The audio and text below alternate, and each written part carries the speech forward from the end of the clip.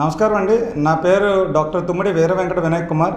నేను Medicover hospitals MBP వైజాగ్లో ENT consultant కింద వర్క్ చేస్తున్నాను. ఈరోజు మనం మార్చి 3 ప్రపంచ వినికిడి దినోత్సవం జరుపుకుంటున్నాం. అంటే మార్చి 3 నుంచి ప్రపంచ వినికిడి వారోత్సవాలని మార్చి 3 నుంచి మార్చి 9 వరకు మనం జరుపుకుంటున్నాం. ప్రపంచ వినికిడి దినోత్సవం అని మన ప్రపంచ ఆరోగ్య సంస్థ WHO ప్రతి సంవత్సరం ఒక థీమ్ చెప్తుంది. ఈ సంవత్సరం థీమ్ ఏంటంటే కమ్యూనిటీ టు క్లాస్ రూమ్స్. అంటే the concept of community to class rooms అనగా ఏంటంటే క్లాస్ రూమ్ స్టేజ్లోనే అంటే నేటి బాలలే రేపటి పౌరులు. సో బాలల వయసులోనే ఈ వినికిడి లోపాన్ని అరికట్టడమే WHO ముఖ్య ఉద్దేశం.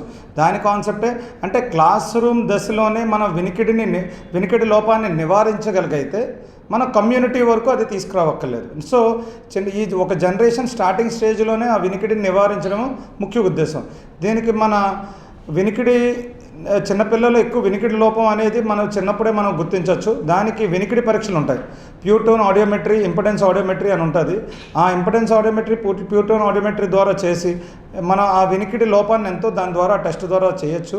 అండ్ ఇంకోటి తల్లిదండ్రులు పిల్లలు వెంటనే నాకు సరిగ్గా వినబట్టలేదు, లేకపోతే తల్లిదండ్రులు పిలిచినప్పుడు అది నాకు సరిగ్గా వాళ్ళు పిలిచినప్పుడు వెంటనే పలకలేదు అనుకుంటే వెంటనే తల్లిదండ్రులు చెవినిప్పి అన్నా లేకపోతే చెవిలో ఇంకేమైనా చెవి దిబ్బడైపోయింది అన్నప్పుడు వెంటనే ఈఎన్టీ డాక్టర్ని సంప్రదించాలి.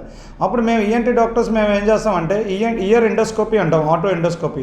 ఆ ఎండోస్కోపీ విధానం ద్వారా చెవిలో స్కోప్ పెట్టి చెవిలో కర్ణబేర్ ఎలాగుంది, కర్ణబేర్ లోపల ఏమైనా చీమ్ పట్టిందా, లేకపోతే గులుము ఏమైనా దిమ్మ కట్టేసింది ఇవన్నీ చూసి దాని తర్వాత తద్వారా ఆ గులుము ఏమైనా ఉంటే క్లీన్ చేయడం, చెవిలో ఫ్లూయిడ్ లాంటిది ఏమైనా ఉంటే అది ఎండోస్కోపీ విధానంతో అది క్లీన్ చేయడం ఇవన్నీ చేస్తాం. దీని ద్వారా అండ్ ఈ వినికిడి పరీక్షలు అనేది పిల్లల్లో యాన్యువల్ ఐ చెకప్ లాగే ఇయర్ స్క్రీనింగ్ కూడా చేయించాలండి.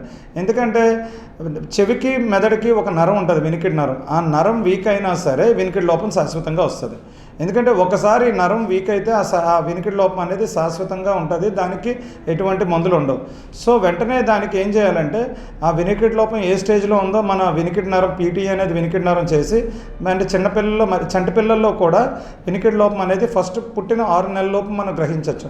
పిల్లలు శబ్దాలు చేసినప్పుడు ఏమి తల అటు ఇటు తిప్పకపోయినా రెస్పాన్స్ ఇవ్వకపోయినా పిల్లల్లో వినబట్టలేదని అర్థం. ఆ పిల్లల్లో అప్పుడు బెరా అనే ఒక టెస్ట్ ఉంటుంది, brain stem evoked response audiometry అని. ఆ టెస్ట్ చేసి వాళ్ళకి పుట్టు చెవుడు ఉందో లేదో మన ఆ టెస్ట్ ద్వారా మనం నివారించవచ్చు. సో ముఖ్యంగా మన Andhra Pradesh government and central government ministry of family and health ద్వారా మేము మా మెడికవర్ హాస్పిటల్స్లో వినికిడి పరీక్షల్ని అండ్ మరియు ఈ ఎండోస్కోపీ పరీక్షలను కూడా మేము చేస్తున్నాం. ఎండోస్కోపీ పరీక్ష ఇయర్ ఎండోస్కోపీ అనేది మా మెడికవర్ హాస్పిటల్లో మేము ఉచితంగా చేస్తున్నామండి. అండ్ వినికిడి పరీక్ష కూడా మేము 50% రాయితీతో చేస్తున్నాం మా మెడికవర్ హాస్పిటల్స్లో.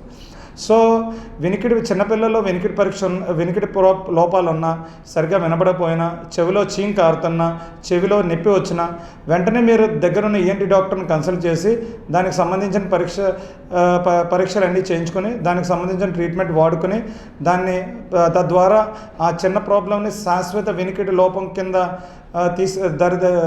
దరిచారనివ్వకుండా, వినికిడి మిషన్స్కి వెళ్లకుండా చిన్న ప్రాబ్లమ్ని మెడిసిన్స్ ద్వారానే క్యూర్ చేయడమే ఈ WHO ఈ ప్రపంచ వినికిడి దినోత్సవం యొక్క ముఖ్య ఉద్దేశం. దానికే కమ్యూనిటీ టు క్లాస్ రూమ్స్. నమస్కారం అండి. Thank you.